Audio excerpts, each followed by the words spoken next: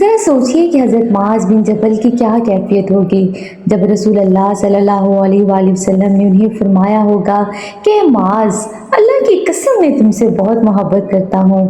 اور مولا علی کو کیسا لگا ہوگا جب رسول اللہ نے ان کا ہاتھ بلند کیا ہوگا اور فرمایا ہوگا کہ جس جس کا میں مولا اس کا علی مولا۔ اور سعد بن نبی وقاص کے تو ہاتھ ہی شل ہو گئے ہوں گے جب رسول اللہ نے جنگ کے دوران انہیں کہا ہوگا کہ اے سعد، تیر چلا، میرے ماں باپ تجھ پر قربان۔ اور ابو موسیٰ اشری کے کیا رنگ ہوں گے جب رسول اللہ نے ان کی تعریف کرتے ہوئے فرمایا ہوگا کہ کاش تم مجھ کو اس وقت دیکھتے جب میں کل رات تمہاری تلاوت سن رہا تھا۔ اور عبداللہ بن عباس کو کیسی خوشی ہوگی جب رسول اللہ نے انہیں گلے لگا کر فرمایا ہوگا اے اللہ اسے قرآن سکھا دیجئے۔